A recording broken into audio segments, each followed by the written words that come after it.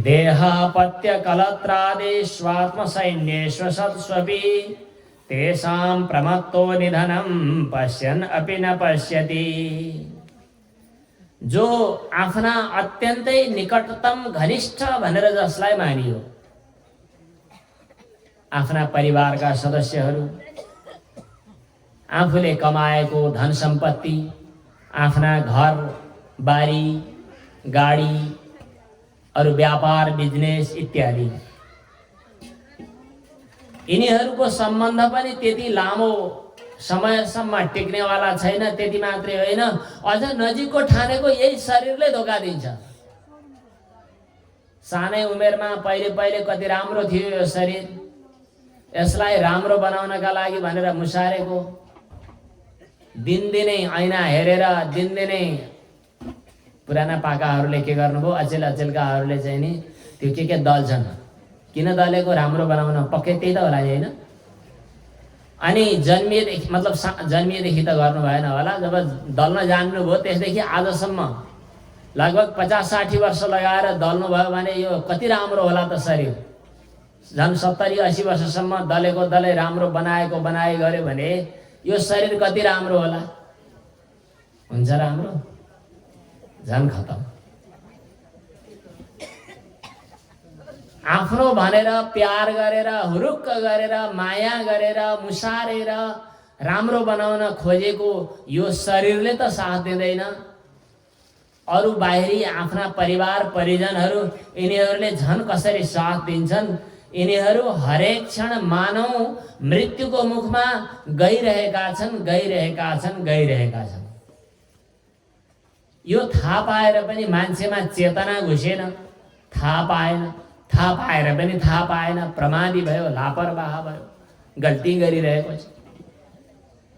त्यसैले सांसारिक विषय भोग र विषय भोगसँग सम्बन्धित कुनै पनि पदार्थले हाम्रो कल्याण वास्तवमा नगर्ने भएको हुनाले यी सबै कुराहरूलाई उपेक्षा गरेर, उपेक्षा भनेको बेवास्ता, त्याग भन्ने पनि होइन, यहाँ उपेक्षा हो। त्याग भनेको समातेर फ्याँक्नु पर्यो, यहाँ फ्याँक्ने झन्झट पनि गर्ने होइन। उपेक्षा बेवास्ता, भए होस् नभए नहोस्, कुनै मतलबै छैन। यिनलाई उपेक्षा गरेर सर्वतोभावेन भगवानको स्मरण गर्नु, भगवानको भजन गर्नु, भगवानका पवित्र लीला चरित्रहरूको श्रवण गर्नु, जसले वास्तवमा अभय पदवी प्राप्त गर्न चाहन्छ त्यस्ता व्यक्तिले भगवानकै शरणागति हुनु। तस्मात् भारत सर्वात्मा भगवान ईश्वरो हरि श्रोतव्यः कीर्तितव्यश्च स्मर्तव्यश्चेत्सता भयम्। जसले अभय प्राप्त गर्न चाहन्छ त्यसले सर्वतोभावेन भगवानकै श्रवण कीर्तन र स्मरण गर्नु, तीनटा कुराहरू। सर्वप्रथम पहिलो त सुनाइबाटै हुन्छ।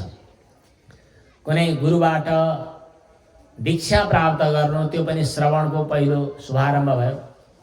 भगवत कथा सुन्नु, यो पनि श्रवण भयो। उपनिषदका महावाक्यहरूको श्रवण गर्नु, त्यो पनि श्रवण भयो। पहिला श्रवण। श्रवण शब्दको अर्थ हो अखिल वेदान्तानाम अद्वितीय वस्तुनि तात्पर्यावधारणानुकूला मानसिकी क्रिया श्रवणम। सम्पूर्ण वेदान्त वाक्यहरूले शास्त्रहरूले बताउन खोजेको त उही श्री कृष्ण तत्व रहेछ भन्ने कुरा दृढतापूर्वक निश्चय हुनु, यहाँसम्म श्रवण शब्दको अर्थ रहन्छ। श्रवण शब्दको अर्थ केवल बाहिरी शब्दहरू सुन्नु मात्रै नभएर त्यो सुन्नुभित्र सम्पूर्ण शास्त्रहरूको तात्पर्य यही हो भन्ने कुराको निर्धारण गर्नु, यो पनि श्रवण हो। हजुरहरूको यस विषयमा अहिले एकाग्रता भएको छ कि छैन? हजुरहरू कतिपय साधक यहाँ दीक्षित हुनुहुन्छ, गुरु कृपा प्राप्त छ, शरणागत हुनुहुन्छ भने हजुरहरूको लागि खासै भनिरहनु नपर्ला। तर धेरैजसो साधकहरू यस्तो देखिन्छ जसलाई भेट्यो उसैलाई गुरु बनाएको छ। अनि गंगा गए गंगादास, जमुना गए जमुनादास बनेको छ। अनि मनमा चञ्चलता छ। अनि योगका ध्यानका कुराहरू सुन्यो भने पनि घर घरै बजार बजारै अलग अलग दुकानदारी, अलग अलग प्रक्रियाहरू अलग अलग, शैलीहरू अलग अलग, तामझामहरू हुन्छन्। अनि कता लाग्ने, कसको पछि लाग्ने, के गर्ने, अनि अमुक सम्प्रदाय ठुलो कि अमुक सम्प्रदाय ठुलो कि अमुक देवताको उपासना गर्ने हो कि घरमा कसको पूजा गर्ने, पहिला कता गर्ने, के गर्ने कि नगर्ने कि के हो मनमा एउटा अन्योल बनिरहेको हुन्छ। त्यो श्रवण पुरा भएन। ईश्वराराधनेन ध्रुवम तरिष्यामि। मेरो इष्टदेवताको शरणमा पर्नु, मेरो इष्टदेवताको म भइसकेपछि मलाई अवश्य पनि मेरो भगवानले मेरो इष्टले अवश्य नै उद्धार गर्नुहुनेछ भन्ने दृढ निश्चय चाहियो। ईश्वराराधनेन ध्रुवम तरिष्यामि इति निश्चयात्मिका बुद्धि, यसलाई भनिन्छ व्यवसायात्मिका बुद्धि। श्रवणको तात्पर्य यो मनभित्रको निश्चयात्मिका वृत्ति पनि हो। आफ्नो गुरु मन्त्रमा, आफ्नो इष्टमा, आफ्नो साधनामा, आफ्नो वैदिक साधना मार्गमा दृढ निष्ठा, एकाग्रता, त्यो हो श्रवणको तात्पर्य। आफूले प्राप्त गरेको जो गुरुवाक्य छ, गुरुमन्त्र छ, उपदेश छ, त्यसमा दृढ निष्ठाका साथमा रहनु, त्यो श्रवण। तर निष्ठा त गर्यो, तर त्यसको मनन भएन, त्यसको पुनरावर्तन भएन, त्यसमा चिन्तन भएन भने चित्तको चञ्चलता नै यस्तो छ जसले बेला बेलामा खुट्टा चिप्ल्याइदिन्छ। त्यसकारणले मननको पनि आवश्यकता पर्यो। त्यही मननलाई उपनिषदको शैलीमा श्रवण मनन निधिध्यासन भनिन्छ। श्रोतव्यः श्रुतिवाक्येभ्यः मन्तव्यश्चोपपत्तिभिः मत्वा च सततं ध्येयः एते दर्शन हेतवः भनेर बताइएको छ भने यहाँ त्यसलाई पुनरावृत्तिलाई कीर्तन भनेर बताइयो। हजुर, हामीहरू नाम संकीर्तनको रूपमा वाद्यवादन सहित कीर्तन गाउनेलाई कीर्तन भन्छौँ। त्यो पनि कीर्तन हो, ठिकै छ। तर कीर्तन भनेको पुनरावृत्ति, दोहोऱ्याइरहनु, मन्त्र जप गरिरहनु, यो पनि कीर्तन हो। अहिले श्रीमद् भागवतको तात्पर्य अनुचिन्तन भएर केही वचन, केही शब्द पुष्पद्वारा भगवानको आराधना भइरहेको छ, यो कीर्तन हो। भगवत गुणानुवाद गर्नु कीर्तन हो। भगवत कथा उच्चारण गर्नु कीर्तन हो। अनि श्रवण, पहिला श्रवण, त्यसपछि कीर्तन, त्यसपछि स्मरण, नित्य निरन्तर स्मरण। यी तीनटा कुराहरू हाम्रा तीनटा अवयवहरूको, तीनटा इन्द्रियहरूको पनि एउटा सार्थकताका लागि बताइएको हो। कानद्वारा श्रवण, गलत चिजहरू नसुनिउन्, सत कथाहरू, सत शास्त्रहरू सुनिउन्। त्यसले हाम्रा कान इन्द्रियद्वारा भित्र प्रवेश गर्ने कुत्सित संस्कारहरूलाई हटाइदिन्छ, कुत्सित संस्कारहरूको कुत्सालाई निवृत्त गरिदिन्छ। अब मुखले कीर्तन, बारम्बार उच्चारण, अनि मनले स्मरण, यसले गर्दा शरीर, मन र वचन यी तीनटै पवित्र हुने भए कायेन वाचा मनसा भने जस्तै श्रोतव्यः कीर्तितव्यश्च स्मर्तव्यश्चेत्सता भयम्। सम्पूर्ण शास्त्रहरूको सार पनि यही हो, चाहे त्यो योग शास्त्रले, चाहे त्यो सांख्य शास्त्रले। योग शास्त्र भनेको भक्ति, सांख्य शास्त्र भनेको ज्ञान। भक्ति परम्परामा अथवा ज्ञान परम्परामा, भक्ति मार्गद्वारा अथवा ज्ञान मार्गद्वारा जुन प्रक्रियाबाट अगाडि गए पनि अन्त्यमा पुगिने रहस्य भनेको त्यही एउटै हो, जो अन्ते नारायण स्मृति। ज्ञानका कुरा गर्नेहरूले चाहिँ आत्मा, परमात्मा, अनि मन, बुद्धि, अहंकार, पञ्चतत्व, अनि जाग्रत, स्वप्न, सुषुप्ति, स्थूल, सूक्ष्म, कारण, शरीर, अन्वय, व्यतिरेक, यस्ता कुरा गर्छन् जो वेदान्तको प्रसङ्गमा चर्चा हुन्छ। अनि यो ज्ञानको चर्चा गर्ने त शुष्क वेदान्त भयो भनेर भन्ने हुन्छ फेरि। अनि भक्तिको चर्चामा भगवानका गुणानुवादहरू भइरहन्छन्। अनि भक्ति मार्ग छुट्टै हो, ज्ञान मार्ग छुट्टै हो भनेर भ्रान्ति पनि हुन्छ कहिलेकाहीँ। तर चाहे ज्ञान मार्गद्वारा गइयोस् आफ्नो अधिकार अनुसार, चाहे भक्ति मार्गद्वारा अगाडि बढियोस्, अन्तिममा प्राप्त गरिने परम तत्त्व चाहिँ उही हो जो एउटै अन्ते नारायण स्मृति। अनि त्यसैले निर्गुण स्वरूपमा रहने योगीहरूले जसले विधि निषेधको मर्यादालाई पनि अतिक्रमण गरिसकेका छन्, यस्ता व्यक्तिहरूले पनि कुनै भेदभाव नगरी पक्षपात नगरिकन भगवानका सगुण साकार स्वरूपको गुणानुचिन्तन गर्दै भगवानकै कल्याणमय गुणगणको वर्णनमा रमाएका हुन्छन्। सुखदेवजी महाराजले भन्नुहुन्छ, मैले पनि जो कि जन्मिएदेखि नै मलाई निर्गुण निष्ठा थियो, मलाई आफै भित्र रहेको पूर्ण परमतत्त्वलाई अनुभव गर्ने एउटा लालसा थियो, जसको पछि लाग्दै म घर गृहस्थ सबै छोडेर संस्कार पनि नहुँदै व्रतबन्ध पनि नहुँदै अनुपेतम अपेत कृत्यम घर छोडेर हिँडेको थिएँ। तर पनि मेरो पिताजीले जब यो श्रीमद् भागवतका श्लोकहरू रचना गर्नुभएछ त्यो मैले सुन्न पाएँ, चेलाहरूले सुनाइदिए।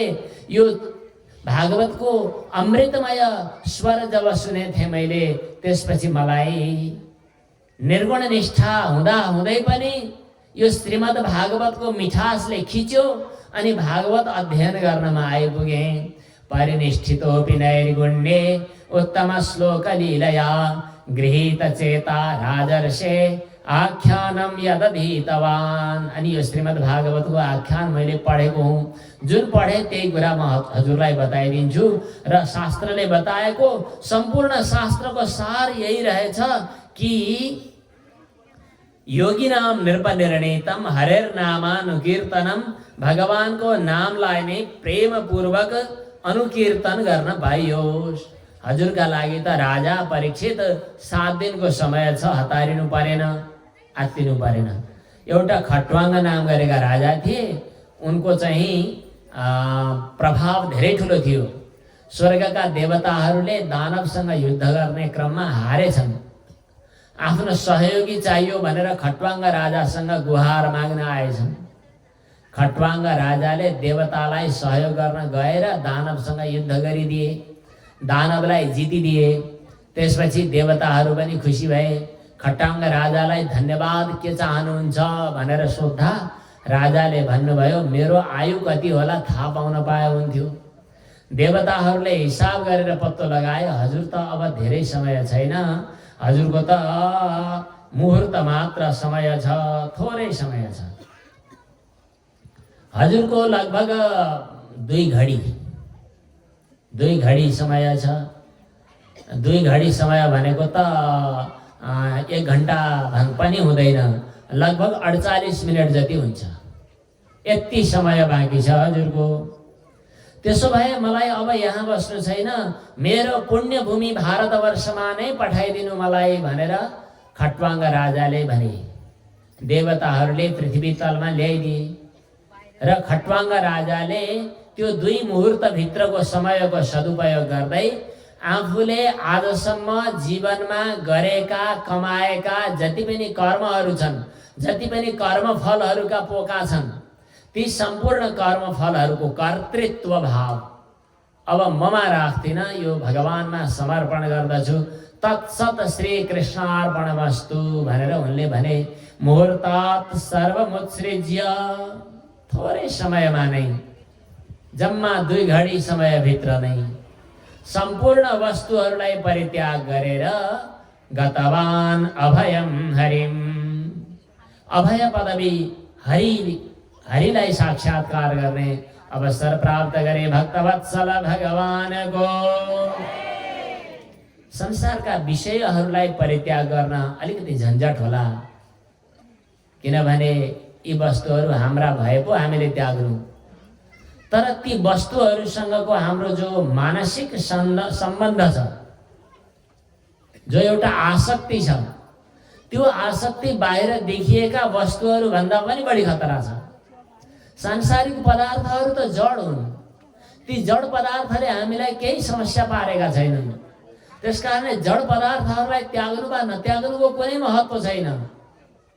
तर ती वस्तुहरूमाथि हाम्रो जो आसक्ति छ, कुनै हामीले कर्म गर्यौं भने त्यो कर्म प्रतिको हाम्रो कर्तृत्व भावले जोडेको सम्बन्ध छ। बुझिन्छ यस्तो कुरा? कर्तृत्व भावले जोडेको जो सम्बन्ध छ हो त्यो सम्बन्धको कारणले नै हामीहरूमा ती वस्तुहरूप्रति ममताको भाव रहिरहेको हुन्छ। त्यो ममताको भाव, त्यो आसक्तिको भाव, त्यो कर्तृत्व भावलाई परित्याग गर्नु सबैभन्दा महत्त्वपूर्ण हो। खट्वाङ्ग राजाले त्यही कर्तृत्व भाव, त्यही कर्मसँगको सम्बन्ध त्यसलाई परित्याग गरिदिए। राजा परीक्षितलाई श्री शुकदेवजी महाराज भन्नुहुन्छ, महाराज हजुरको लागि पनि तवाप्येतर्हि कौरव्य सप्ताहम जीवितावधि, तपाईलाई त बाँच्ने अवधि 7 दिन छ। अब तपाईले के गर्नु पर्यो त भन्दाखेरि अब तयारी गर्नु पर्यो, यात्रा गर्नु छ। नगरी भएको छैन, साइड गर्नु छ तर तयारी छैन। तीर्थयात्रामा जानु पर्यो भने पनि तयारी चाहिन्छ। नारायणगढसम्मका लागि त त्यति तयारी पर्दैन होला, खुत्रुखुत्रु घाँडे पनि पुगिहालियो, नत्र भने यसो त्यसको पनि तयारी चाहियो। जुत्ता, पर्स, लाइसेन्स बिचमा चेक गरिहाल्यो भने के गर्ने, चस्मा अनि झोला, कागजपत्र तयारी चाहिन्छ कि चाहिँदैन? काठमाडौँतिर जानु पर्यो भने एउटा झोला पनि, साँझ बिहान यसो फेर्ने अर्ने कपडा, भगवान, तिलक, यताउति तयारी। विदेशतिर जानु पर्यो भने 1-आध महिना अगाडिदेखिबाट त नि यहाँ भिजा लाग्यो, अब बाहिर जाने यसो तयारी गर्नु छ भन्छ। तयारी अरू सबै कुराको यात्रामा तयारी गर्ने, तर नगई नहुने एउटा यात्रा छ, त्यो यात्राको कुनै मतलब छैन, कुनै वास्ता छैन। यस्तो पनि कहीँ हुन्छ, उपकल्पय तत् सर्वम, कुनै एक दिन यात्रा नगरी हुने छैन। त्यसकारणले अहिलेदेखि नै त्यो यात्राको तयारी गर्नु। त्यो तयारी कसरी गर्नु त? अन्तःकाले तु पुरुषः, अन्तःकाल आउने छ भन्ने थाहा पाएपछि, अहिले आउनुपर्छ भन्ने छैन। 100 वर्षपछि आओस् बा तत्काल 1 मिनट पछि आओस्, मतलब छैन। तयारी गरेर बस्यो भने जतिखेर चाहियो उतिखेर ठिकठाक भइहाल्यो। अन्तःकाले तु पुरुषः आगते, अब मर्नु छ भन्ने थाहा पाएपछि, थाहा त भयो नि सबैलाई एक दिन मर्नु छ भने, तर सबैभन्दा बढी डर त्यही मृत्युसँग लाग्छ। अचम्म छ, नमरी हुँदैन भन्ने थाहा पनि छ, तर मृत्युसँग डर सबैभन्दा बढी लाग्छ। तर यहाँ भन्नुहुन्छ सुखदेवजी महाराज कि आगते गतसाध्वसः, डराउन छोडिदिनु, भय छोडिदिनु, गतसाध्वसः, भय रहित हुनु। किनभने नडरायो भने, डरायो भने भयले, मृत्युले छोड्छ र डराउनेलाई? डराउनेलाई मृत्युले छोड्दिने भए अनि डराउनुको पनि अर्थ हुन्छ। मृत्योः विभेषि किं तात भीतं त्यजति किं यमः, अजातं नैव गृह्णाति कुरु यत्नं अजन्मनि। मृत्युसँग किन डराएको? डराएर कहीँ मृत्युले छोड्छ र? बिचरा कठै कति डरायो, थर्र काँप्या छ, यसलाई त छोडिदिउँ कि क्या हो भनेर मृत्युले एकछिन माया गर्छ र कसैलाई? गर्दै गर्दैन। डराएकालाई छोड्दैन भने किन डराउने? बरु एउटा उपाय छ, मृत्युले छुँदै नछुने एउटा उपाय छ। त्यो उपाय गर्ने कि नगर्ने भन्ने कुरा आयो यहाँ। कालले छुँदै नछुने एउटा उपाय छ। त्यो उपाय के हो त भने, जो जन्मियो त्यसलाई कालले लग्यो, अब फेरि नजन्मिने उपाय गर्यो भने मृत्युले समाउँदै समाउँदैन। अजातम नैव गृह्णाति, जसले जन्म नै प्राप्त गरेन त्यसलाई मृत्युको भय नै छैन। त्यसकारण अब के गर्ने? यसपालि जे भयो भयो, राम्रो साइत हेरेर याद विदावादी हुने, अब फेरि अर्को पटक जन्मिने झन्झट नगर्ने। जन्मिने बेला अहिले त मजै भयो होला यतिकै बस्दा, तर जन्मिने बेला कति कष्ट हुन्छ। जन्मिनुभन्दा अगाडि आमाको गर्भभित्र बस्दा कति कष्ट हुन्छ। त्यहाँ दिशा पिसाबको थैलोभित्र, आमाको पेटभित्र, जहाँ घिनलाग्दा रगत, मासी, बोसो, गिदी, के अरे के हो अरू के चिज हुन्छ, सबैको नाम लिनु जरुरी छैन। अरू घिन लाग्दा चिजहरू छन् त्यही। अनि त्यहाँ गुटुमुटु परेर कुक्रुक्क परेर बस्नु परेको छ। जिउ तनक्क तन्काउन पनि मिल्दैन। अनि भोक लागेको छ, खानेकुरो पाइँदैन। आमाले तातो तातो चिया खान्छन्, त्यसैले पोल्छ अय्या भनेर कसैले सुन्दैन। जाडो भइरहेको छ, कसैले न्यानो व्यवस्था गर्दैन। त्यहाँ फेरि कीटाणुहरू हुन्छन्, थाहा छ नि, ती कीटाणुहरूले टोकिरहेका छन्। त्यहाँ हातले टकटक्याएर त्यो पन्छाउने क्षमता छैन। आमाको गर्भभित्र रहँदा पनि कति ठुलो पीडा। जबरजस्ती सुत्केरी हुने बेला एकदमै जोड बलका साथमा प्रसूति वायुले धक्का दिएर त्यहाँबाट उँधोमुन्टो लगाएर जन्मिनु पर्दा हुने कष्ट स्मरण गर्यो भने फेरि जन्मिन को रहर गर्थ्यो होला र। आमालाई त कष्ट हुन्छ हुन्छ, आमाले पनि बिर्सन्छन्, तर बच्चाले त झन् बिर्सिन्छ जन्मिने बेलाको कष्ट। अनि मरण मृत्युको समयमा कष्ट, जन्म समय मृत्यु समयमा त कष्ट छँदैछ। हाम्रा जीवनका हरेक क्षणमा विषय भोग गर्दै गर्दा पनि कष्ट। मिठो मिठो खाना खोज्यो, खायो खायो खायो खायो, पछि गएर खानै नसक्ने हुन्छ। कुनै एकजना साथीले भन्दै थिए, जुन समयमा खान सकिन्थ्यो त्यतिखेर खाने वस्तु थिएन, पुर्याइ बस्नु पर्यो, नखाइकन पेट बटारी बटारिकन हुर्कियो, अनि दुःख गरियो, कमाइयो, पहिले खाइएन। अब खाने सम्पत्तिहरू जम्मा भइसक्यो, अब खान हुँदैन। डाक्टरले नखा भन्छ, गुलियो पनि खान दिँदैन, यो पनि नखा त्यो पनि नखा। अब केका लागि मरिहत्ते गरेको हो भनेपछि हरेक हाम्रा जन्म पनि दुःखमय, मृत्यु पनि दुःखमय, हाम्रा जीवनका हरेक क्षण दुःखमय। भगवान बुद्धले संसार दुःखमय छ भन्ने मानेर जानेर सबै परित्याग गरेर अनि त्यो ज्ञान प्राप्त गर्नुभयो, सर्वम दुःखम भनेर भन्नुभयो। अन्तिममा फेरि बुद्धत्व प्राप्त गर्नुभयो। भगवान रामको योग वासिष्ठमा प्रसङ्ग पनि यस्तै आउँछ।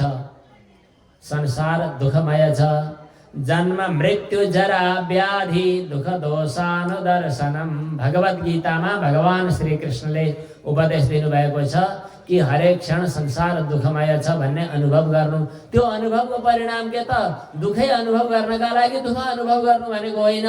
संसार दुःखमय छ, त्यसकारणले अब के तयारी गर्ने, अगाडिको तयारीका लागि, अगाडिको साइतका लागि दुःखमय छ भन्ने अनुभव गर्ने। अन्तःकाले तु पुरुष आगते गतसाध्वसः। अब के गर्ने त भन्दा एउटा खुकुरीले एउटा जालो चुडाउने। अब खुकुरी तरवार के हो त भन्दाखेरि अनासक्ति रूपी खुकुरीले, वैराग्य रूपी तरवारले धन सम्पत्ति र घर परिवार प्रति भएको जो आसक्ति रूपी जालो छ त्यो जालोलाई काटिदिने। वैराग्य रूपी तरवारले आसक्ति रूपी जालोलाई काटिदिने। कहाँ कहाँ छ आसक्ति भन्दा शरीरमा, शरीरसँग सम्बन्धित अरू नातागोतामा र संसारका विषय व्यवहारहरूमा भएको आसक्ति। यति गरिसकेपछि घरमा नै एकान्त शान्त र बाधा व्यवधान रहित वातावरण छ भने घरमा नै हुन सक्छ। घरमा त्यो अनुकूल वातावरण छैन भने तीर्थमा जानुपर्ने हुन सक्छ। तीर्थमा जानु। गृहात् प्रव्रजितो धीरः। प्रायः तीर्थमा जानेहरू मध्ये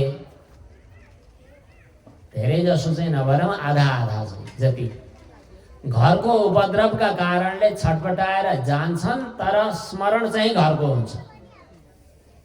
कतिपय व्यक्तिहरूले भन्छन्, होइन बाबु छोडिदिनुहोस्, उनीहरू रमाएर बसेकै छन्, मलाई यहाँ आनन्द छ।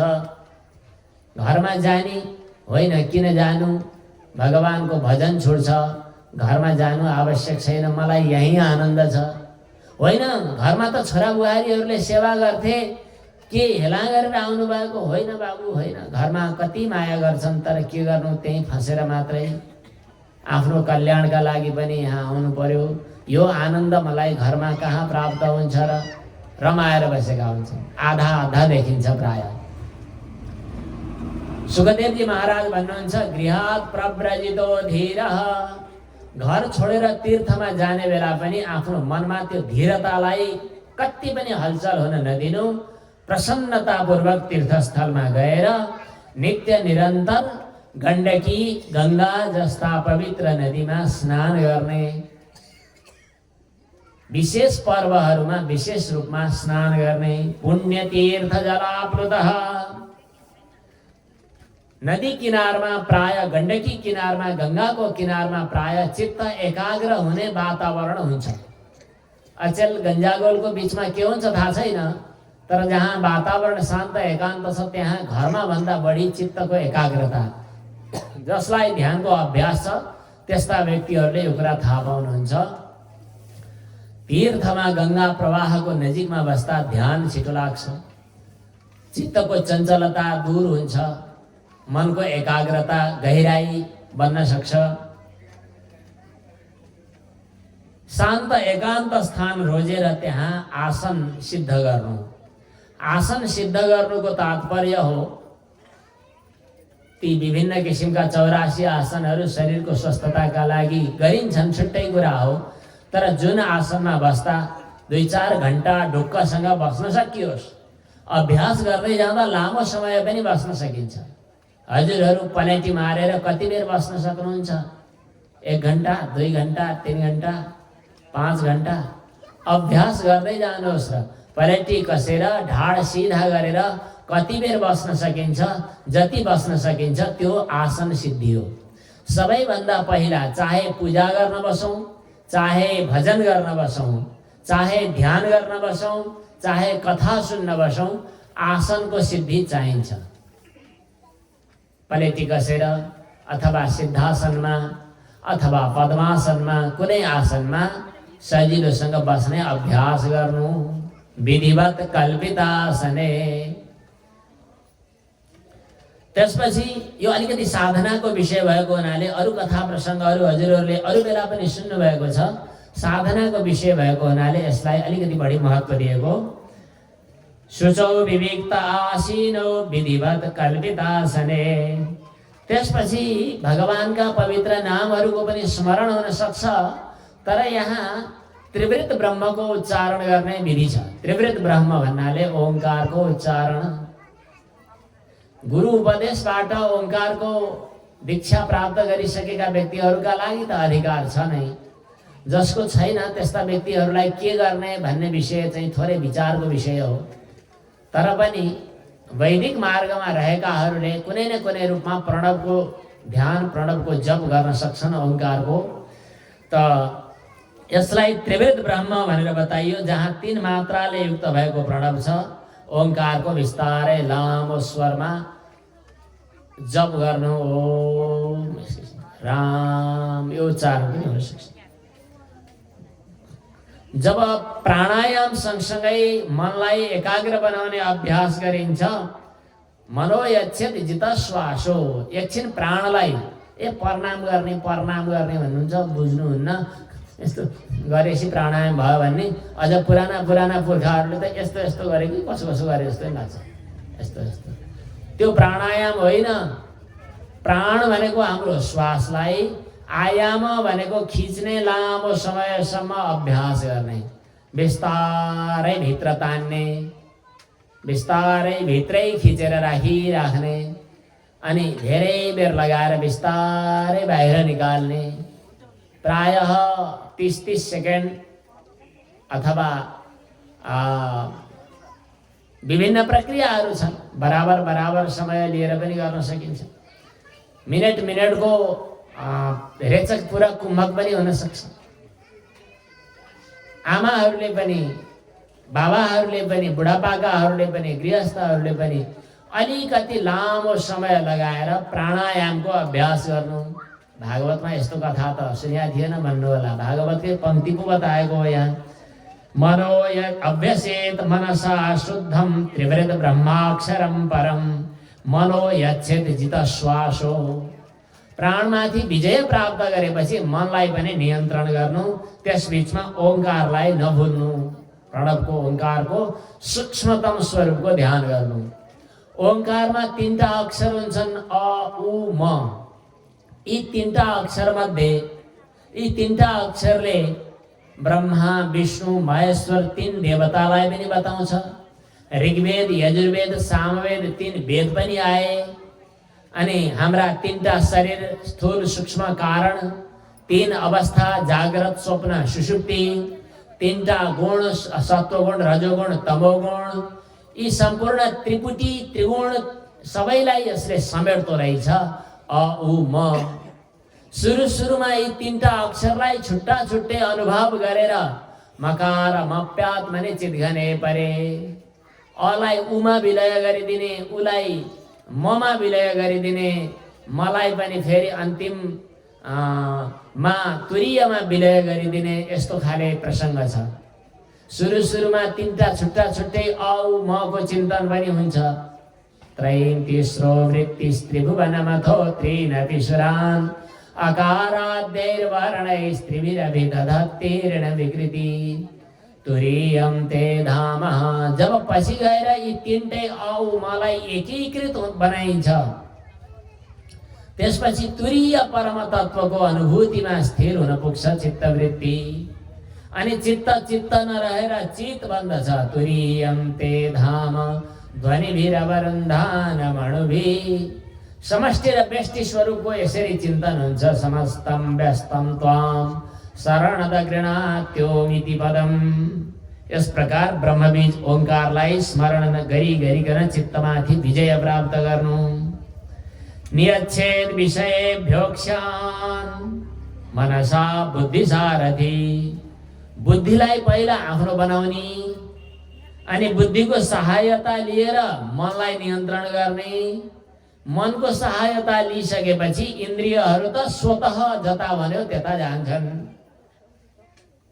यस प्रकार चञ्चल भएको मनलाई रोकेर अब भित्रै स्थिर गर्ने, कहाँ लैजाने यो कुरो भन्न बाँकी छ। कतिपय ध्यान परम्परामा मन कहाँ टिकाउने भन्ने कुराको कुनै उत्तर छैन। तर हाम्रो वैदिक सनातन पद्धतिमा दुईटा प्रक्रिया छन्। एउटा भगवानको सूक्ष्मतम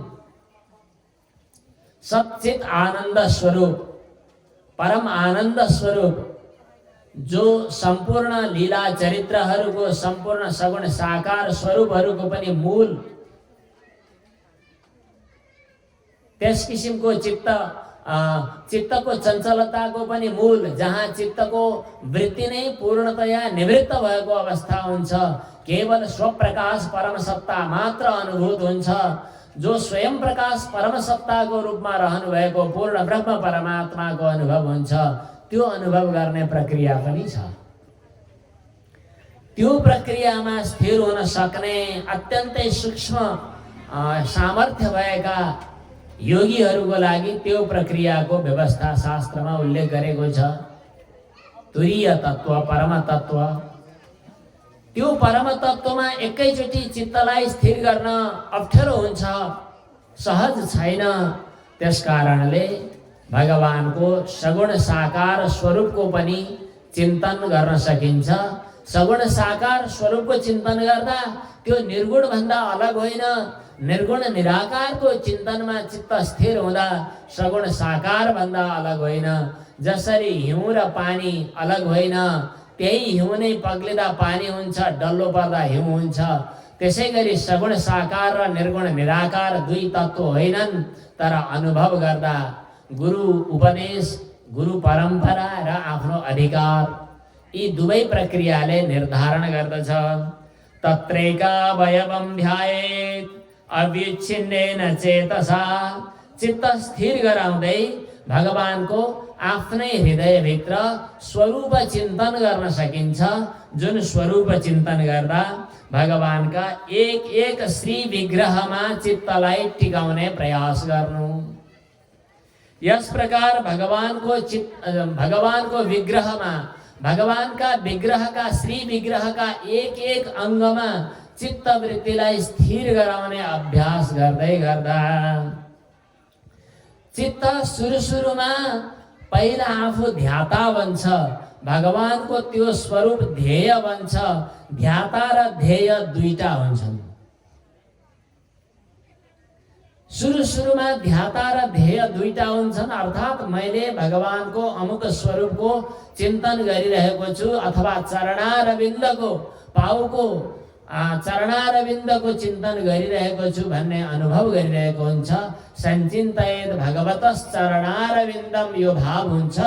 तर चरणारविन्दको ध्यान गर्दा गर्दै चित्तको एउटा यस्तो विचित्रको स्वभाव हुन्छ जसले आफूलाई ध्याता भन्ने अलग पहिचान नै समाप्त गरिदिन्छ।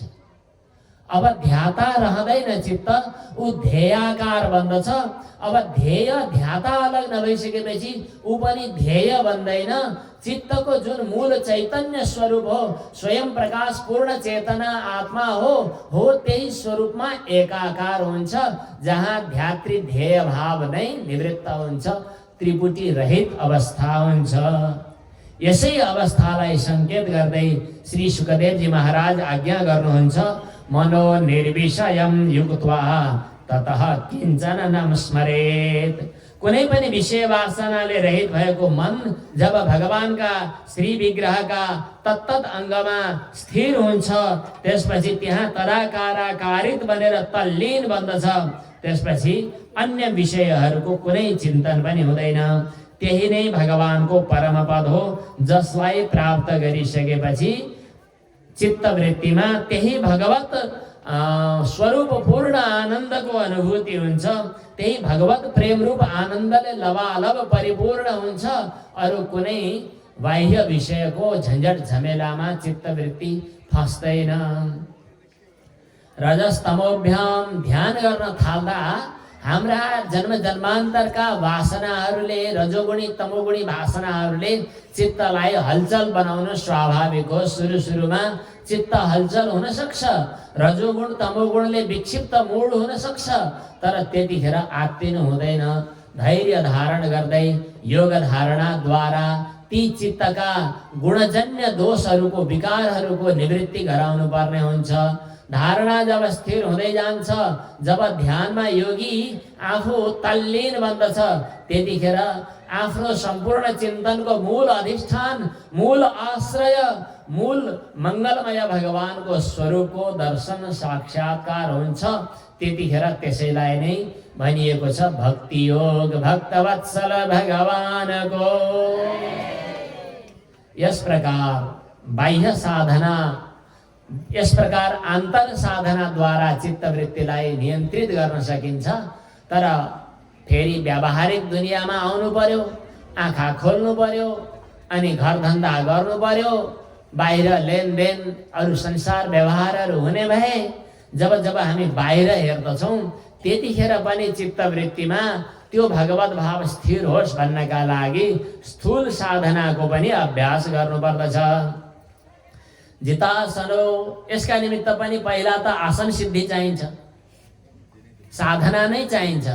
हामी कथा सुन्ने भन्छौँ, 7 दिनमा भागवत कथा पूर्ण भयो भन्ने बुझेर हिँड्छौँ, तर यो 7 दिन त भागवत कथा त साधनाको अभ्यासको श्री गणेश हो, शुभारम्भ हो। हाम्रो जीवन नै भगवानले हामीलाई साधनाको लागि दिनुभएको हो। साधना भनेको यही अभ्यास, ध्यानको अभ्यास, मन्त्र जपको अभ्यास, एकाग्रताको अभ्यास। त्यो एकाग्रताले, त्यो साधनाले हाम्रो व्यावहारिक संसार, व्यावहारिक दुनियाँमा कुनै असर गर्दैन, तर आसक्ति हुन दिँदैन। स्वाभाविक रूपमा उपेक्षा भावका साथमा पनि व्यवहार चल्छ।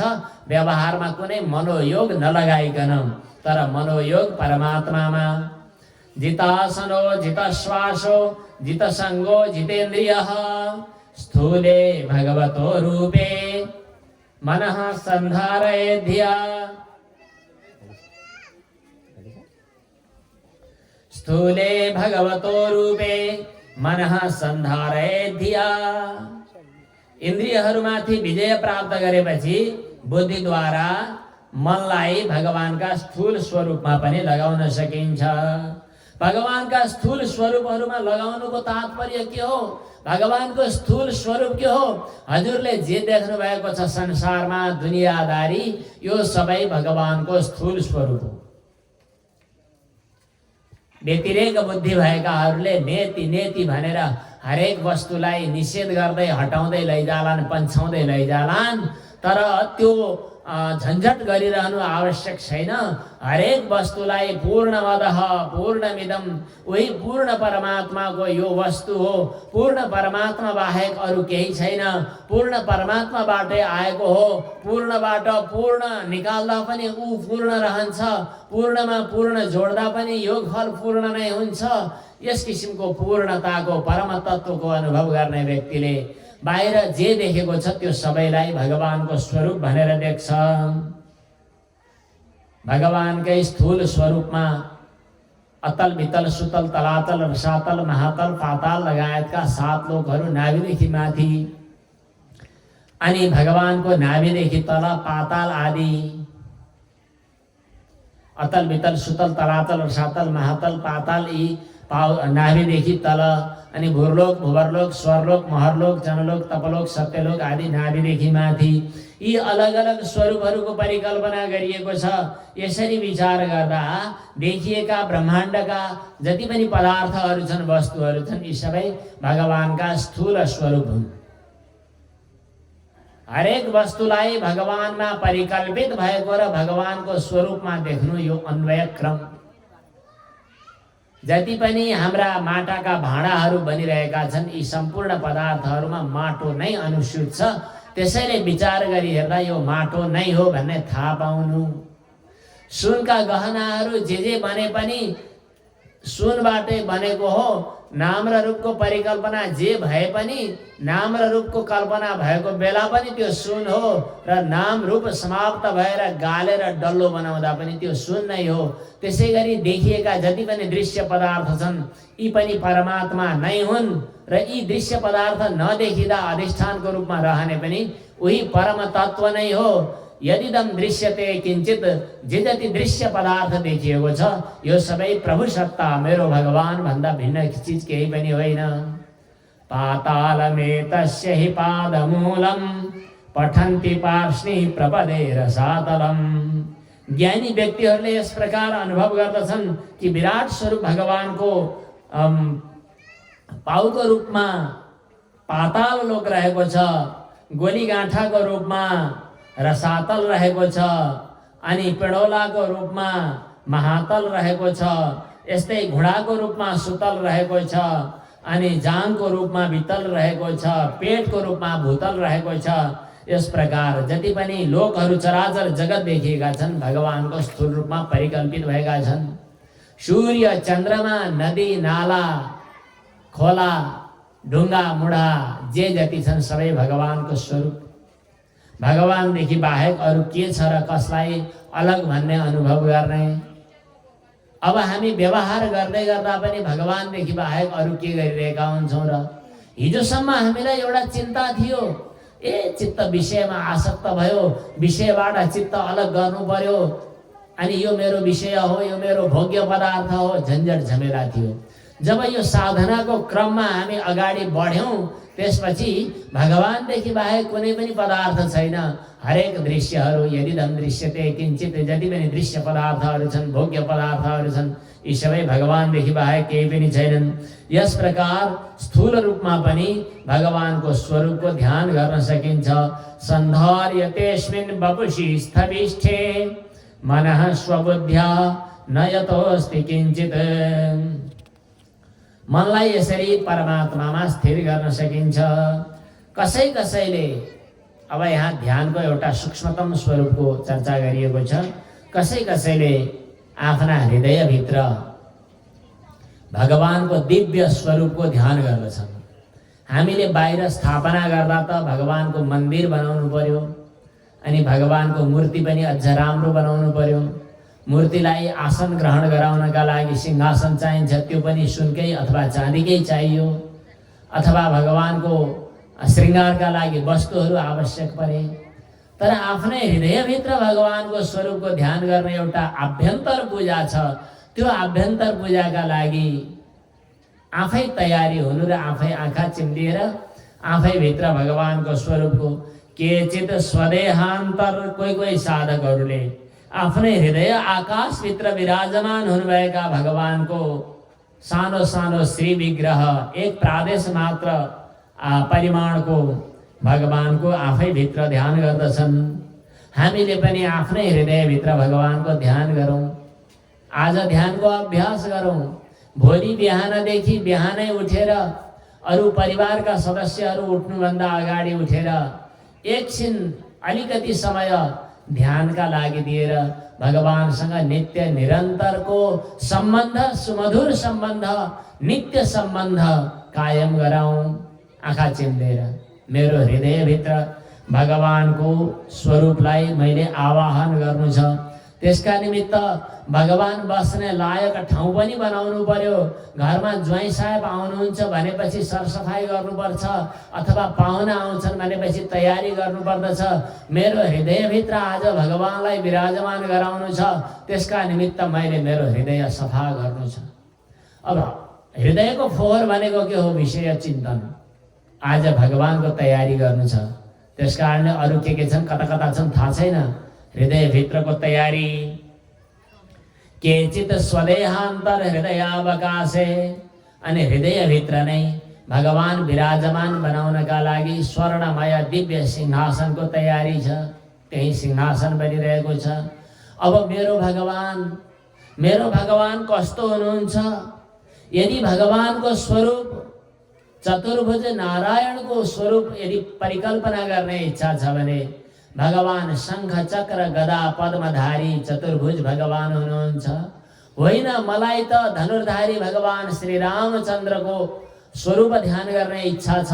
भगवान श्री रामचन्द्रको चरणमा मेरो मन लागेको छ भन्ने हो भने भगवान श्री रामकै स्वरूपको ध्यान गर्न सकियो। होइन, मलाई त भगवान साम्ब सदा शिव भोले बाबा भगवान शिवजीको स्वरूपको ध्यान गर्न पनि सकिन्छ। भगवानको मलाई त बाल गोपालको स्वरूप ध्यान गर्ने इच्छा छ, अथवा बाँके बिहारी स्वरूपको ध्यान गर्ने इच्छा छ। जुन स्वरूपको ध्यान गर्न सक्नुहुन्छ, शास्त्रले बताए अनुसार यसलाई शास्त्रमा मनोमयी प्रतिमा पनि भनेको छ। र भक्तले जुन स्वरूपमा भगवानको ध्यान गर्दछन्, भगवान त्यो भक्तका लागि त्यही स्वरूपको बनिदिनुहुन्छ भन्ने शास्त्र वचन छ। त्यसैले भगवानको त्यो स्वरूपको ध्यान गर्ने। केचित स्वदेहान्तर हृदयावकाशे प्रादेशमात्रं पुरुषं वसन्तम्। सानो सानो भगवानको आकृति भगवान बस्नु भएको छ। तर मैले बाहिर पूजा गर्दा जस्तो जड मूर्ति त किन आवश्यक पर्यो र? भगवान त अहिले खुरुखुरु ठुमुक ठुमुक भगवान आइरहनु भएको छ। चतुर्भुज शंख चक्र गदा पद्मधारी, जसले हातमा कमल लिनु भएको छ। कमलले निर्मलताको संकेत गरेको छ, गदाले संयमको संकेत गरेको छ, चक्रले साधनाको समयको संकेत गरेको छ, शंखले पूर्णताको र शून्यताको पूर्णताको संकेत गरेको छ। यी चार हातमा चार आयुध लिनुभएका शंख चक्र गदा पद्मधारी भगवान श्रीमन्नारायण मेरो हृदयाकाशमा, मेरो हृदय सिंहासनमा विराजमान भइरहनु भएको छ। भगवान यत्तिकै टुपुक्क परेर बस्नु भएको कहाँ छ र? भगवानको मुस्कान छ मुहारमा। प्रसन्न वक्त्रम नलिनायते क्षणम, कमलको जस्तै सुन्दर आँखा छन्। अनि भगवानको वस्त्र पनि पहेँलो पहेँलो चम्किलो चम्किलो छ। भगवानका गलामा विभिन्न रत्नका आभूषणहरू सुशोभित छन् र छातीमा कौस्तुभ मणिको माला पनि छ। अनि भगवानका चरण कमललाई योगीश्वरहरूले सेवा गरिरहेका छन्। योगीश्वरहरूले प्रणाम गर्न भगवान श्री कृष्णको चरण कमल राख्ने पादुकाको पीठ छ। त्यो पादुकाको पीठ माथि भगवानको श्री चरण विराजमान छ। यस किसिमको भगवानको स्वरूपको चिन्तन गर्नु। विभूषितम मेखलया अङ्गुलीयकै, भगवानको कमरमा एक किसिमको सुन्दर सिक्री सुशोभित भइरहेको छ। अङ्गुलीमा पनि बहुमूल्य औँठीहरू सुशोभित भइरहेका छन्। विभूषितम मेखलया अङ्गुलीयकै महाधनेर नूपुर कङ्कणादिवि, नूपुर कङ्कण आदि आभूषणहरूले सुशोभित हुनुहुन्छ।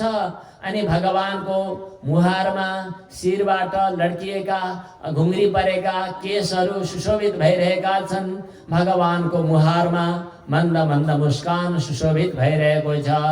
अनि उता होइन मतिर प्रेमपूर्ण दृष्टिले भगवानले हेर्दै कृपाको वृष्टि गरिरहनु भएको छ। यस प्रकार भगवानको स्वरूपको ध्यान गर्नु। जबसम्म भगवानको स्वरूपको ध्यानमा चित्त निरन्तर लाग्दैन तबसम्म ध्यान गरिरहनु। यावत मनोधारणया अवतिष्ठते। भगवानका एक एक अङ्गको ध्यान गर्ने पनि व्यवस्था छ। एकैकसोऽङ्गानि धियानुभावेत्। भगवानको चरण कमलको ध्यान सञ्चिन्तयेत् भगवतश्चरणारविन्दं वज्राङ्कुशध्वज सरोरुहलाञ्छनाढ्यं। विभिन्न चिन्हहरूले सुशोभित भएको भगवानको चरण कमलको ध्यान गर्नु।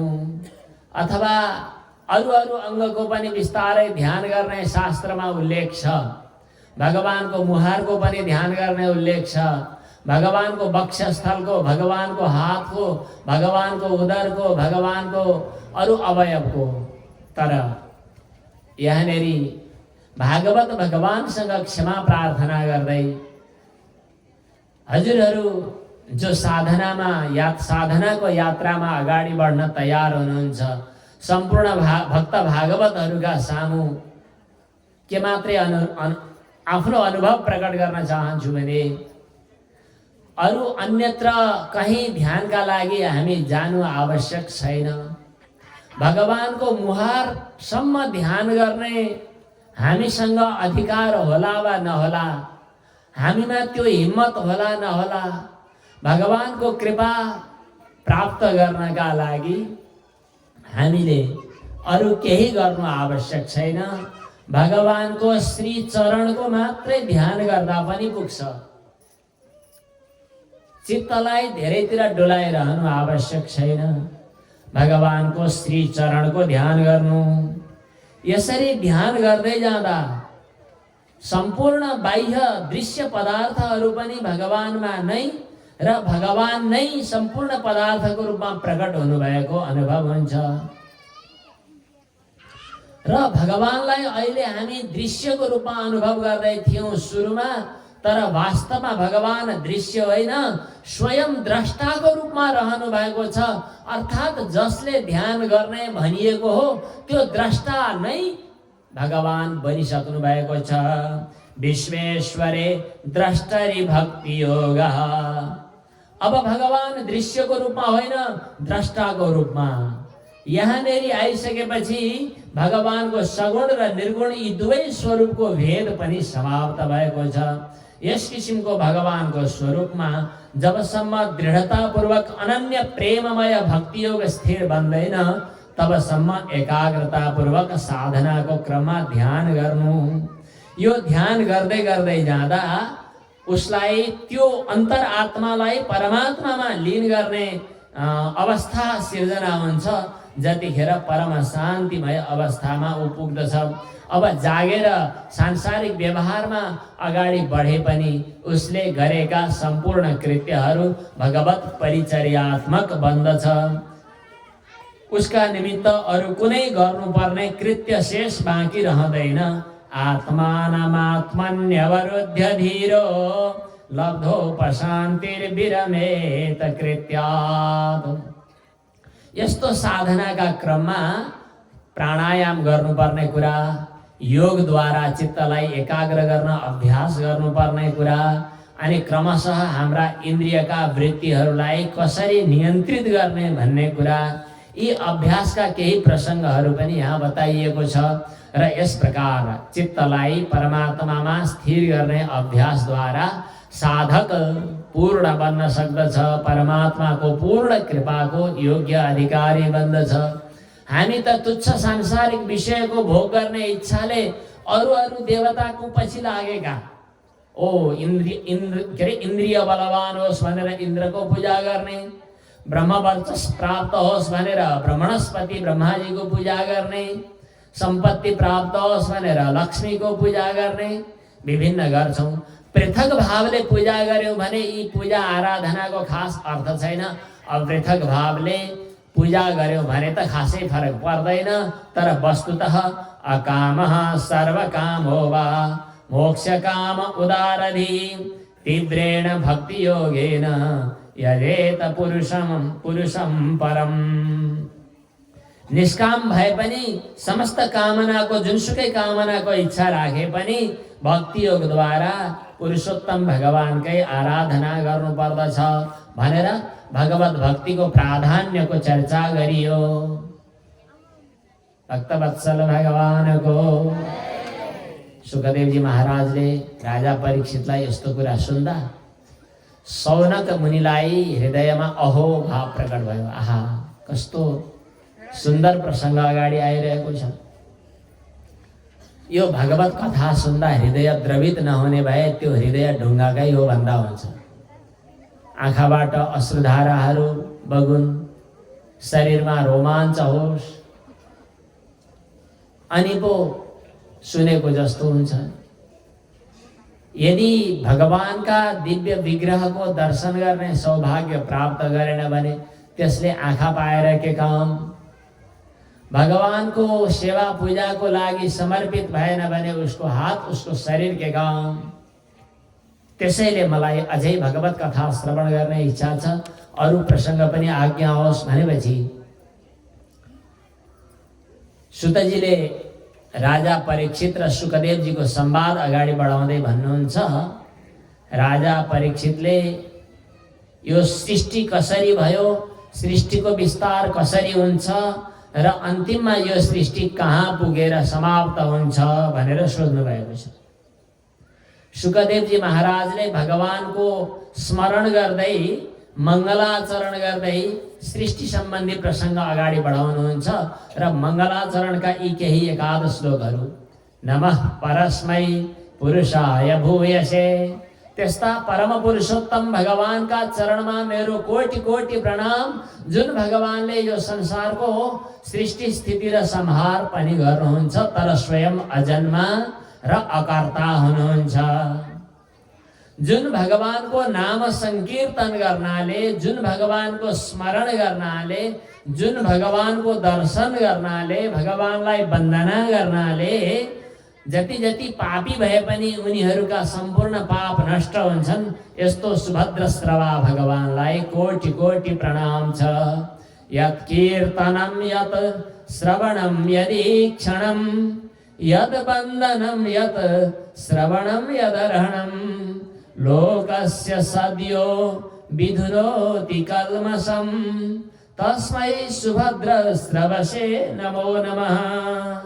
यस प्रकार सुभद्र श्रवा भगवानको वन्दना गर्दै नारद मुनि र ब्रह्माजीको प्रसङ्ग ल्याएर यो सृष्टिको वर्णन गर्नुभयो।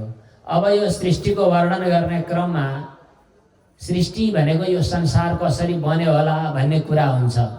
यो वर्णन गर्ने क्रममा यहाँ निष्कर्ष के निकालिएको छ भने हामीले कताबाट हेर्ने, यो कार्यलाई हेरेर कारण खोजी गर्दै गर्दै गर्दै जाने हो भने पनि उही परमात्मामा पुगिन्छ। मेरो भगवानबाटै सृष्टि भएको हो। कारण खोजी गरेर कार्यको हाँगा पत्तो लगाउने हो भने पनि उही परमात्माबाट कार्य सृष्टि भएको हो भन्न सकिन्छ। तर हो त सबै कार्य कारणको मूल चाहिँ भगवान नारायण। नारायण परा वेदा देवा नारायणाङ्गजा नारायण परा लोका नारायण परामखा।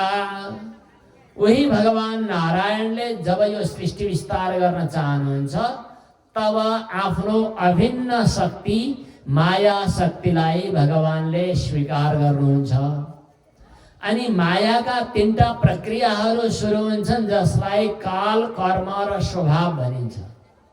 यी तीनटा प्रक्रियामा जब क्षोभ हुन्छ, हलचल आउँछ, त्यसपछि त्यसमा रूपान्तरण हुन्छ। त्यो रूपान्तरण हुने क्रममा प्रकृतिका मायाका तीनटा गुणहरू देखा पर्दछन्, सत्वगुण, रजोगुण र तमोगुण। हजुर हामीमा पनि यी तीनटा गुणहरू छन्, सत्वगुण, रजोगुण र तमोगुण।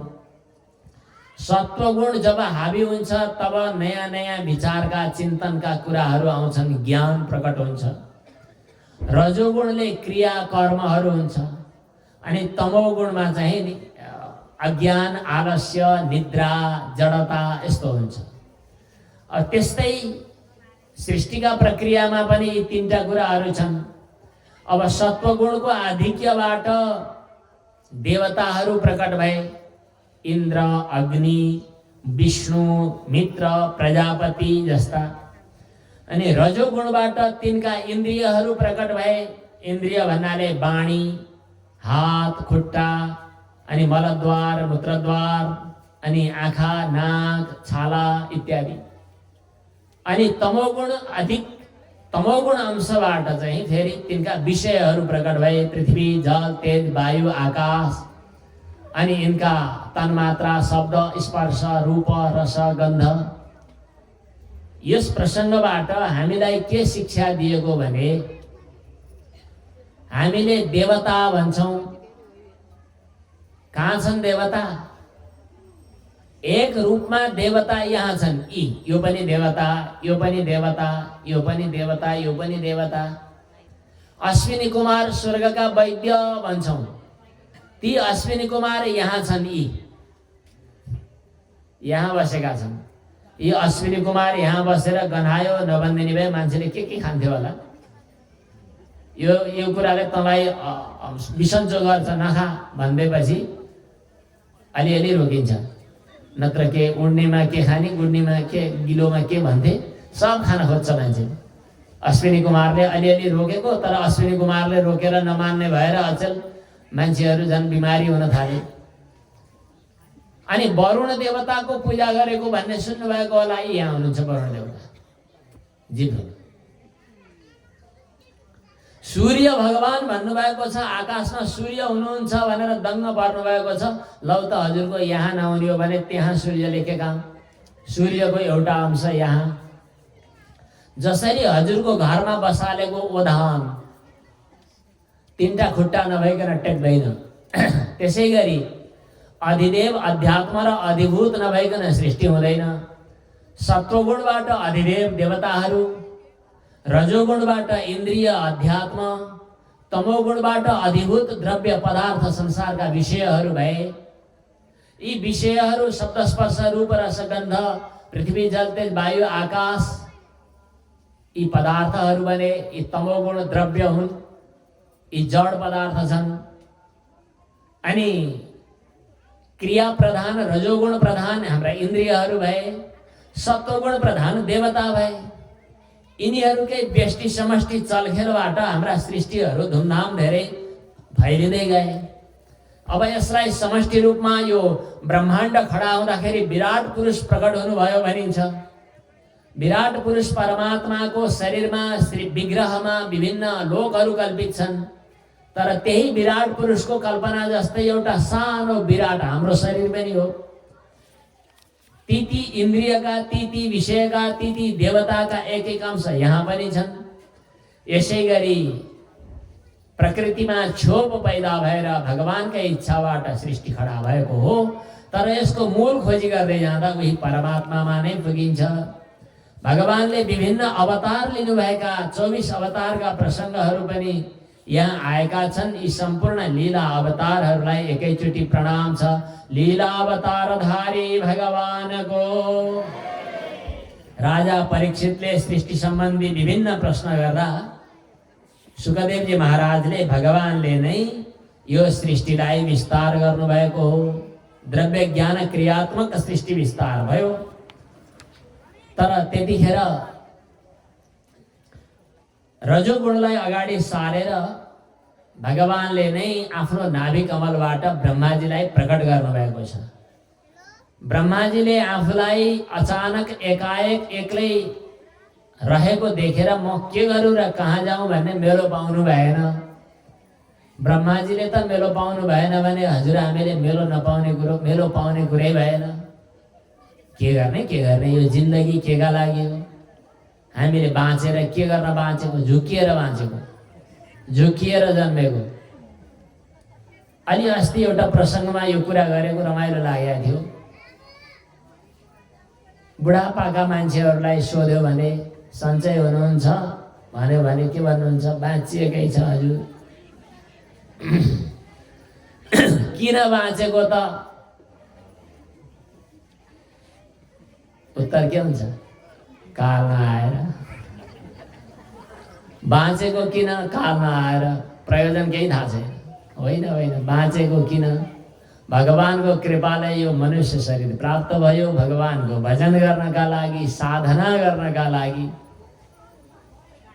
साधनाद्वारा जीवन धन्य बनाउनका लागि। त्यो थाहा पाएर जीवन बाँच्यो भने जीवन बाँच्नुको अर्थ छ। म किन बाँचेको, म अहिले किन जिउँदैछु थाहा पाएर बाँच्नु पर्ने। मर्ने पनि थाहा पाएर, बाँच्ने पनि थाहा पाएर, होसमा बाँच्ने, जागा भएर बाँच्ने। जागा भएर बाँच्नुको तात्पर्य म को हुँ भन्ने पनि थाहा पाएर बाँच्ने, मेरो कर्तव्य के हो भन्ने पनि थाहा पाएर गर्ने। म को हुँ, के थियो लक्ष्य, आएको हुँ यहाँ किन, तर केमा भुलेको छु, गरौँ यसको विवेचना। थाहा पाएर बाँच्नु। ब्रह्माजीले थाहा नपाएर अल्मलिनु भएछ, आत्तिनु भएछ। आत्तिएको बेला भगवानको कृपाले ब्रह्माजीले एउटा शब्द सुन्नुभयो, जो वर्णमाला मध्ये, स्पर्श वर्णहरू मध्ये पर्शेषु यद षोडशमेकविंशं, 16औं र 21औं अक्षर भनेर घुमाउरो तरिकाले बताएको छ।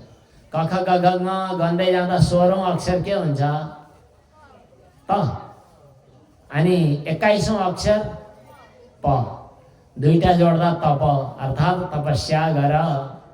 ब्रह्माजीलाई दिएको अर्थी हजुर हामीलाई पनि दिएको।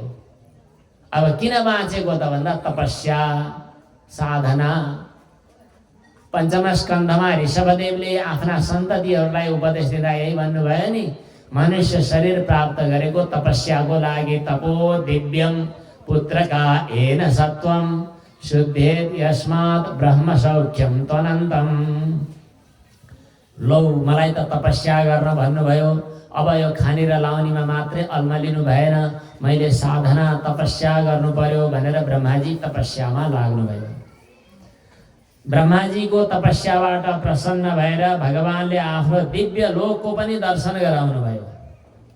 ब्रह्माजीले भगवानका दिव्य लोकको दर्शन गरिसकेपछि भगवानले चाहिँ नि पहिला त भित्रै दर्शन दिनुभयो, पछि बाहिर पनि प्रकट हुनुभयो। ब्रह्माजीलाई भगवानले आज्ञा भयो कि ब्रह्मन, तिम्रो तपस्याबाट म प्रसन्न भएँ, अब तिमीले सृष्टि गर्नुपर्दछ, यो सृष्टि विस्तार गर भन्नुभएछ। ब्रह्माजीले भन्नुभयो सृष्टि गर्दा त अलमल हुन्छ, त्यो सृष्टि गर्दा त्यही फसिन्छ, व्यवहारमा जाँदा व्यवहारले हामीलाई बन्धनमा पार्दछ, त्यसकारणले म त केही नगर्ने पो हो कि कसो गरौँ भनेर सोध्नुभयो ब्रह्माजीले। कहिले कहिले साधना मार्गमा लागेका साधकहरूलाई सांसारिक व्यवहारहरू बन्धनका कारण हुन् जस्तो लाग्छ, अलमल्ल जस्तो लाग्छ। ब्रह्माजीले म सृष्टि गर्न सक्दिनँ भगवान भन्नुभयो।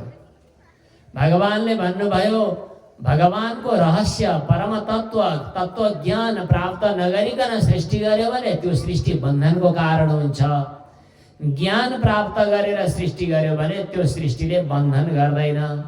अब त्यो ज्ञानको उपदेश म दिन्छु, सुन। ज्ञानम परम गुह्यम मे यद विज्ञान समन्वितम, सरहस्यम तदंगम च गृहाण गरितम मया। ज्ञानम भन्नाले शास्त्रमा प्रतिपादन गरेको ज्ञान, विज्ञान भन्नाले अनुभव पनि मिसिएको ज्ञान। शास्त्रले बतायो तर मेरो विचारमा खारिएन भने, मेरो विचारमा त्यो घटित भएन भने त्यो भएन। त्यसकारणले शास्त्रोक्त ज्ञान तर अनुभव पनि मिश्रित भएको ज्ञान, यस किसिमको ज्ञान म बताउँछु।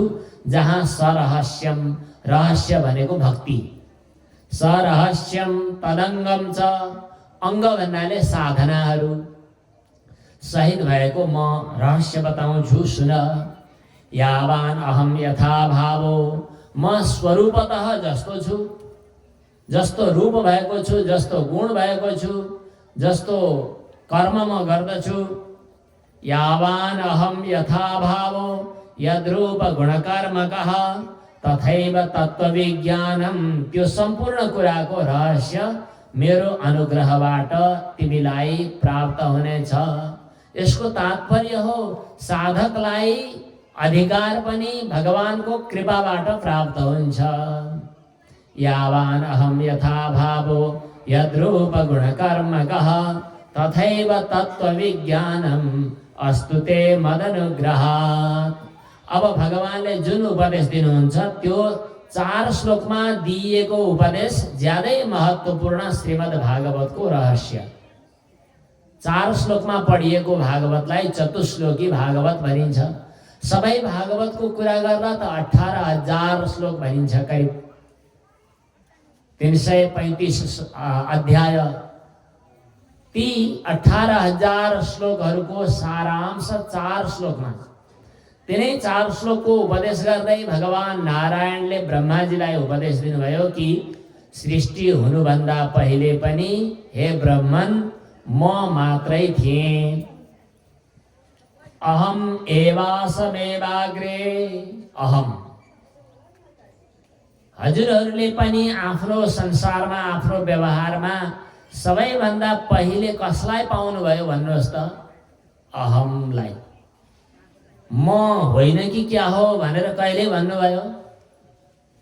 म होइन भन्ने अनुभव भएन। अहम नास्मि यो अनुभव कसैलाई पनि हुँदैन।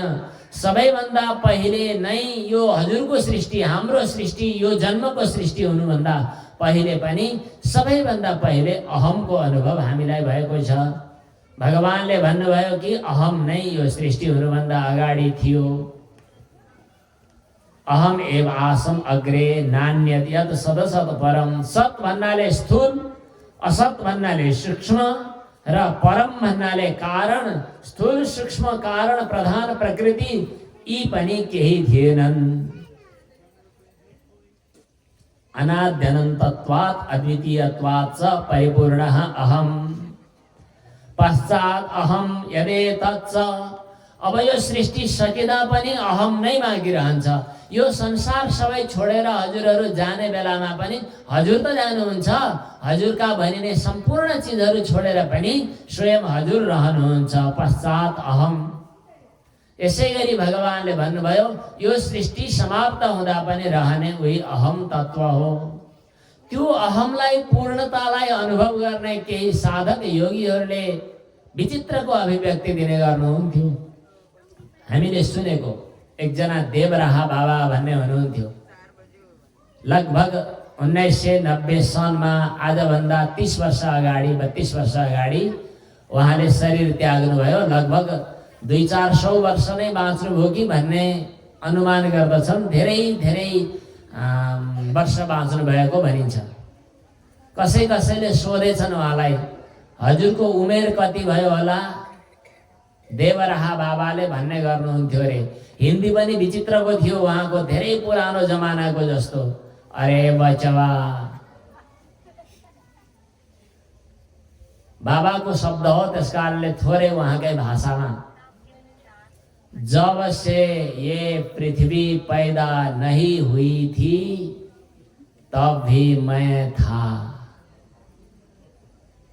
यो सम्पूर्ण सृष्टि हुनुभन्दा अगाडि पनि भगवानले भन्नुहुन्छ त्यो अहम तत्व थियो, म थिएँ। प्रलय भइसकेपछि पनि बाँकी रहने उही म नै हुँ। ऋतेर्थम यत प्रतीयेत। वस्तु नभइकन पनि कुनै वस्तुको प्रतीति हुन्छ। वस्तु छैन तर हो जस्तो लाग्छ। जसरी नभए पनि आकाशमा चन्द्रमा दुईटा हुँदैनन्। आँखा यस्तो यस्तो गरेर हेर्यो भने दुईटा चन्द्रमा जस्तै देखिन्छ, नभए पनि देखिने भ्रान्ति। कुनै कुनै कुरा भए पनि देखिँदैन। जस्तै अब ग्रहण लाग्छ, राहु छ भन्छन्, देखिँदैन। छाया हो त्यो, राहु देखिँदैन। ग्रहमण्डलमा छ भनेर राहुका दशा लाग्ने कुरा पनि हुन्छन्, सबै उसका गतिविधि छन् तर देखिँदैन। भएर पनि नदेखिने, नभएर पनि देखिने। यही त हो उल्टो र पाल्टो, यही त हो माया। जो छैन तर देखिन्छ, जो छ तर देखिँदैन। यो गडबड देखिएको छ। अहिले तिमीले संसार व्यवहार जो देखिरहेका छौ वास्तवमा विचार गरी हेर्यो भने यो होइन। अब अचम्मको कुरा, घर पनि होइन, गाडी पनि होइन, संसार पनि होइन, नेपाल पनि होइन, भारत पनि होइन, नदी नाला पनि होइन, ढुङ्गो माटो पनि होइन। कसरी होइन, किन होइन? विचार गरी हेर्यो भने आज छ तर सधैँ टिक्दैन। हो भन्यो तर वास्तवमा होइन। हजुरका हजुरबुवाले, बुढा हजुरबुवाले एउटा तमसुक लेखेर अथवा एउटा कागज लेखेर यो जग्गा मेरो हो भन्नुहुन्थ्यो, त्यो उहाँको हो त? अब भयो त आज उहाँ 3 पुस्ता 4 पुस्ता बितिसक्यो, हो त त्यो? आज तपाईले यो जग्गा मेरो हो भनेर लाल पूर्जा लिएर हिँड्नुहुन्छ, स्वामित्व लिएर हिँड्नुहुन्छ, साँच्चै हो त तपाईको? कि ढाँटेको त्यो कागज यसो साँच्चै हो? त्यो अदालतमा गएर साँच्चै हो भन्नुहुन्छ, व्यवहारमा साँच्चै हो त भनिन्छ, तर हो त साँच्चै आफ्नो? विचार गरी हेर्यो भने कुरो कहाँ पुग्छ कहाँ पुग्छ। नभएका कुरालाई पनि हो जस्तो लाग्छ। अब साँचो कुरा के हो भने अब विचार गरी हेरौँ, जुन कुरा एकछिन हो भने पनि टिक्दैन अलिबेरसम्म त्यो कुरालाई साँचो मानिँदैन। जस्तै एकछिनका लागि कसैले विदेशमा जाने बहानामा अचेल काल्पनिक विवाह गर्दछन्। अदालतमा गयो, बिहाको कागज बनायो, अनि फोटो खिच्यो, घर परिवारलाई सोध्यो साँच्चै बिहा गरेको? कहाँ हुने बिहा गरेको होइन, घरमा अर्की बुढी छँदैछ, बिहा गर्ने मेरो प्रसङ्गै छैन। किन गरेको त भन्दा त्यो भिजा यसो विदेश लैजानका लागि हो, त्यो गएपछि फेरि सकिन्छ, त्यो केही पनि होइन। केही पनि होइन, तर एकैछिनका लागि देखा पर्यो भने त्यो बिहा साँचो हो त? होइन नि। जसरी त्यो एउटा थोरै समयका लागि कल्पित भयो, त्यो साँचो होइन। जादुगरले जादु देखाउँछ, कागज एउटा गिलासभित्र कागज राख्छ, त्यहाँबाट चरा निकाल्छ, आगो सल्काउँछ, पानी निकाल्छ, पानी हाल्छ, आगो बाल्छ। एकछिन हो जस्तो लाग्छ तर साँच्चै होइन। त्यसकारण त्यसलाई हामी जादु भन्छौँ, साँचो होइन भन्छौँ, किनभने त्यो टिक्दैन। साँचो भए त त्यो भइरहनु पर्थ्यो नि। उसले फरर पैसा निकाल्छ, तर ती पैसा उसलाई काम लाग्दैन, एकछिन पछाडि माग्दै आउँछ फेरि। त्यही पैसाले काम लाग्ने भए जादुले तास निकाल सरर पैसाका चाङ निकालेर हुने भएदेखि अब पैसाको धनी थियो, किन माग्नु पर्थ्यो र? सक्दैन। तर एकैछिन देखा पार्छ तर हुँदैन, त्यसलाई भनिन्छ असत्य। तर त्यो एकछिनको अवधिलाई लिएर हामीले असत्य भनेर परिभाषा दियौँ। अर्को यति ठुलो अवधिलाई लिएर असत्य भएको संसारलाई फेरि हामी साँचो भनेर भनिरहेका छौँ, नभएका चिजलाई पनि। यसरी विचार गरी हेर्यो भने यो एउटा माया हो, भ्रान्ति हो। यथा भासो यथा तमः यथा महान्ति भूतानि भूतेषु चावचेष्वनु। महाभूत पञ्चमहाभूतहरू सृष्टि भएपछि भौतिक पदार्थहरूमा यिनीहरू प्रविष्ट भए, उपलब्ध छन् भनेर पनि भनिन्छ। तर ती पदार्थहरू यी पदार्थ बन्नुभन्दा अगाडि नै थिए, त्यसकारणले अप्रविष्ट पनि भन्न सकिन्छ। घैँटामा माटो छिरेको छ कि छैन? घैँटो बन्नुभन्दा अगाडि पनि माटो थियो, त्यसकारणले के छिरेको छ भन्नु? घैँटामा देखिएको छ, छिरेको छ जस्तो पनि लाग्छ, तर वास्तवमा घैँटो भन्ने कल्पना हो, माटो भन्ने सही हो। तर घैँटोको व्यवहार चलिरहेकै छ। घैँटो र माटोको जसरी दृष्टान्त प्रविष्ट पनि अप्रविष्ट पनि भन्न सकिन्छ, त्यसै गरी यी सृष्टि भएका सांसारिक पदार्थहरूमा परमात्मा सत्ता छ पनि भन्न सकिन्छ, छैन पनि भन्न सकिन्छ। नाम र रूपलाई कल्पना गरेर भन्ने हो भने यिनीहरूको सत्ता परम सत्ताभन्दा भिन्न सत्ता मान्ने हो भने यी काल्पनिक सत्तावाला पदार्थहरू छैनन्। तर वास्तवमा यिनीहरूमा पनि अस्तित्व यही परम सत्ताबाट आएको छ। त्यसकारणले परम सत्ताकै अस्तित्वले यी वस्तुहरू पनि अस्तित्ववान भएका छन्। अहिले बुझिएन होला? घैँटो छ, फुल छ, मोबाइल छ, माइक छ, पुस्तक छ, हरेक वस्तुमा हामी छ छ छ भन्छौँ। त्यहाँनेरि जो छ सत्ता आयो त्यो परम सत्ताबाट आएको सत्ता हो। त्यसकारणले त्यो परम सत्ता प्रभु सत्ताको कारणले यी वस्तुहरूमा अस्तित्व छ जस्तो भयो। तर वास्तवमा त्यो परम सत्ता भन्दा भिन्न यसको अस्तित्व छैन। त्यसै विचार गर्दा घटपटादी सांसारिक पदार्थहरू परिकल्पना मात्र हुन्, वास्तवमा प्रभु सत्ता भन्दा यिनको पृथक सत्ता छैन। यसरी विचार गरी हेर्यो भने कारण सत्तामा कार्यहरू कसरी देखा पर्दछन्, कार्य कारणभन्दा अलग छ कि छैन, यसको रहस्य बुझिन्छ, जसलाई अन्वय र व्यतिरेकको सिद्धान्तले बुझ्न सकिन्छ। कार्येषु कारणत्वेन अनुवृत्तिः अन्वयः, कारणावस्थायां च तेभ्यो भेदो व्यतिरेकः।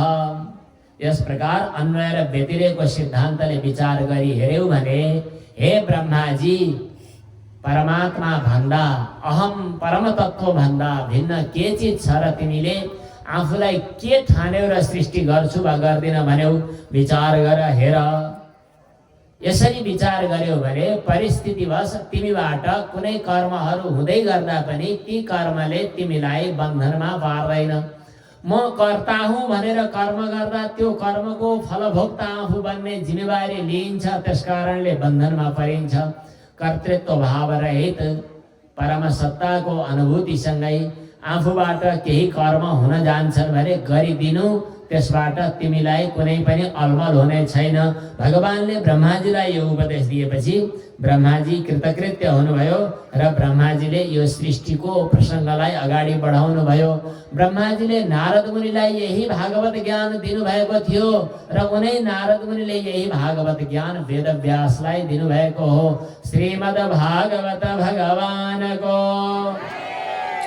यस प्रकार श्रीमद् भागवतको प्रसङ्गको उपक्रम गर्दै 10 लक्षणले युक्त भएको भागवतको चर्चा श्री सुखदेव स्वामीले राजा परीक्षितलाई बताउनु भएको छ। भागवतमा भगवत तत्त्वलाई 10 तरिकाले बताइन्छ। अर्थात् यो सृष्टि कहाँबाट भयो, केलाउँदै केलाउँदै केलाउँदै जाँदा उही परमात्मामा पुगिन्छ। अनि यो सृष्टिको विस्तार कसरी भयो, यो खोजी गर्यो भने पनि उही परम आत्माको अनुभव हुन्छ। अनि यो सृष्टि कहाँ टिकेको छ भनेर स्थान खोज्यो भने अधिष्ठान पनि उही भगवान। डोरीमा सर्प देखियो, सर्प देखिनुको आधार के हो, अधिष्ठान के हो भन्दा डोरी। डोरी भन्दा अलग सर्पको अस्तित्व छैन, जुन भ्रान्ति कल्पित सर्प हो। त्यसै गरी यो संसार, यो प्रपञ्च, यो दृश्य जगत, यसको अधिष्ठान परमात्मा हो। त्यसकारणले प्रभु सत्ता भन्दा भिन्न जगतको सत्ता छैन, त्यसकारण अधिष्ठानको रूपमा पनि उही प्रभु। अनि यो सृष्टिको सिंचन कसले गर्दछ, पोषण कसले गर्दछ, सृष्टिमाथि अनुग्रह वृष्टि कसले गर्दछ, उही भगवानले। अनि कर्मका अलग अलग वासनाहरू भिन्न भिन्नै किन हुन्छन्, यो पनि उही मायाको परिकल्पनाद्वारा हुन्छन्, तर त्यसको मूल उही परमात्मा। मन्वन्तर समय विभाजन कसरी हुन्छ, काल विभाजन, यसको आधार पनि उही परमात्मा। परमात्माले समय समयमा विभिन्न किसिमका लीला चरित्रहरू ग्रहण गर्नुहुन्छ, त्यो ईशानुकथाको आधार पनि भगवान। अनि यो चित्तवृत्तिलाई भगवानमा निरुद्ध गर्ने उपाय भगवानका लीलाहरूको अनुस्मरण हो, त्यो दशम स्कन्धमा त्यो पनि भगवान। अनि मुक्ति हुनु भनेको पनि भगवत्ता। अनि त्यसपछि स्वरूपेण व्यवस्थितिः। यस प्रकार 10 लक्षणको माध्यमले पनि भगवत रहस्यको यहाँ वर्णन गरिएको छ। यसरी द्वितीय स्कन्धसम्मको प्रसङ्ग पूर्ण हुन्छ। अब हामी भोलिदेखि तृतीय स्कन्धको चर्चा गर्नेछौँ, जहाँ कपिल देवहूतिका पवित्र प्रसङ्गहरू, कपिल गीता, अनि चतुर्थ स्कन्ध, पञ्चम स्कन्ध। आज कहाँ पञ्चम स्कन्ध पुग्यौँ कि क्या हो हामी? कथा प्रसङ्गहरू केही बाँकी छन्, बाँकी प्रसङ्ग भोलि हुनेछन्। हजुरहरू सबैको हृदय कमलमा विराजमान श्याम सुन्दर भगवान, पुराण पुरुषोत्तम भगवान, मेरो कन्हैया, मेरो भगवान, भगवानलाई कोटि कोटि प्रणाम गर्दै भगवानकै श्री चरणमा यी शब्द पुष्पहरू समर्पित हुन्छ। हरि ओम तत्सत। श्रीमन्नारायण नारायण।